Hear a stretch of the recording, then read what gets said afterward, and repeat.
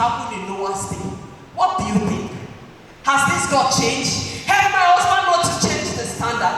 The standard of the Lord has never changed, and it will not change. Jesus Christ is the same yesterday, today, and forevermore. He has never changed. Don't think if you're compromising, God will lower his standard for you. It's not possible. It's not possible.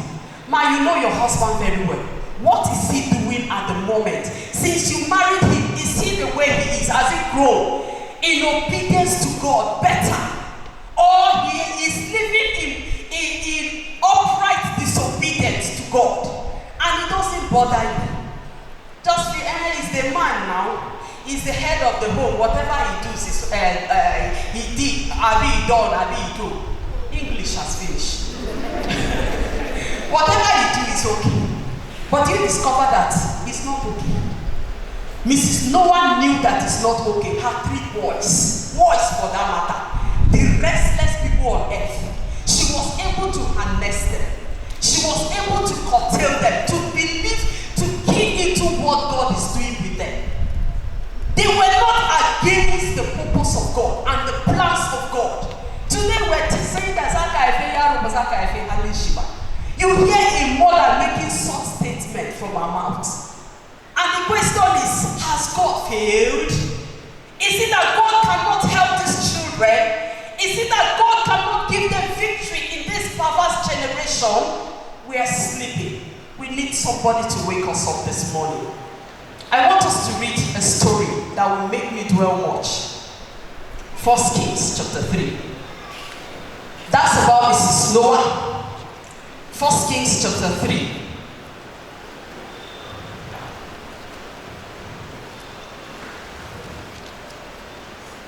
First Kings chapter 3 from verse 16. Then came 2 women that were harlots unto the king and stood before him. And the woman said, O my lord, I and this woman dwell in one house, and I was delivered of a child with her in the house.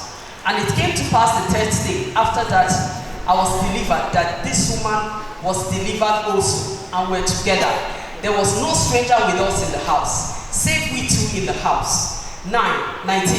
And this woman's child died in the night, because she overlaid it. And she arose at midnight and took my son from beside me, while thy handmaid slept, and laid it in her bosom, and laid her dead child in my bosom. And when I arose in the morning to give my child suck, behold, it was dead. But when I had considered it in the morning light, hallelujah, the morning light, behold, it was not my son, which I did bear. And the other woman said, Nay, but the living is my son, and the dead is thy son. And this said, No, but the dead is thy son, and the living is my son. Thus they spake before the king. Then said the king, The one said, Is my son that liveth, and the one, thy son is the dead. And the other said, Nay, but thy son is the dead, and my son is the living. And the king said, Bring me a sword. And they brought a sword before the king. And the king said, Divide the living child in 2, and give half to the one and half to the other. Then spake the woman whose the living child was unto the king, for her bowels yearned upon her son. And she said, O my lord, give her the living child, and in no wise slay him. But the other said, Let it be neither mine nor thine, but divide it.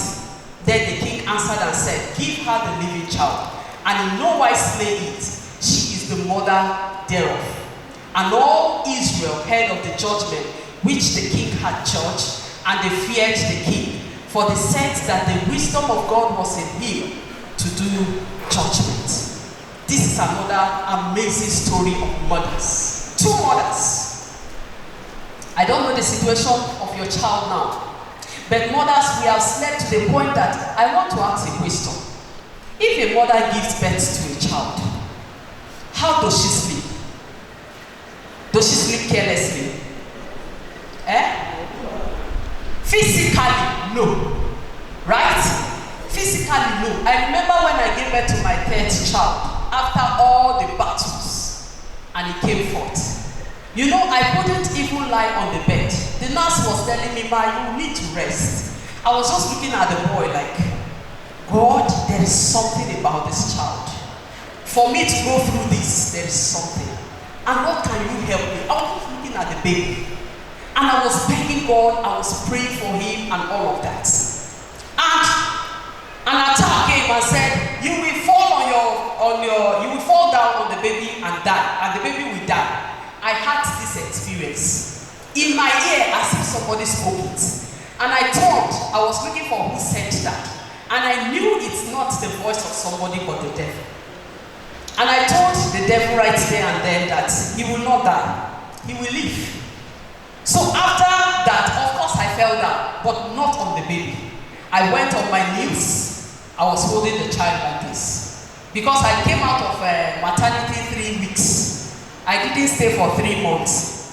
Some of us that will stay for donkey months that were nursing babies and yet no vision for that child. You go to meeting, market and everywhere, but church is not it's a no-go area because all your clothes are small. We have plenty excuses, mothers, sleeping mothers. And that child is still alive. He will be 8. He's the only one at home now. Others are in school. And these mothers came with a case. One overrode, I don't know how she was rolling on the bed to the point that she slept on her child and the child died.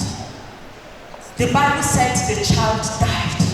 Mothers, how do you roll on your child? Mommy, I want sweets. Take. I grew up in a generation where mothers, it's not everything your mother eats that you eat. There are times that you are denied, even if you cry. Your mother will tell you will not eat and you will not die. And you will cry and console yourself and clean your eyes. But today, mommy see ice cream to the point that your child will stay and say, I'm not going until buy ice cream. And mommy will say, I don't have money now. May ice cream, can you come to the house later in the evening? We lie up, you roll on that child. You are killing your baby. Handset.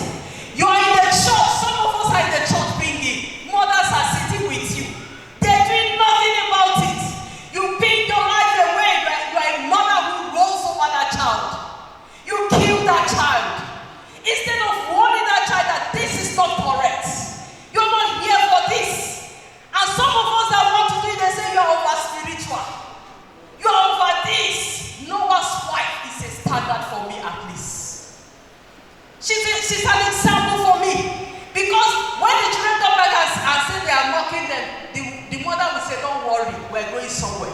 God said we will flood the earth. And we need to be prepared. Because the flood must not carry us unaware. We must not be destroyed with the wicked. We have a better hope. Not like a sleeping mother. Not like a sleeping mother. After service, what will happen to us? We look dressed, well dressed, decently dressed.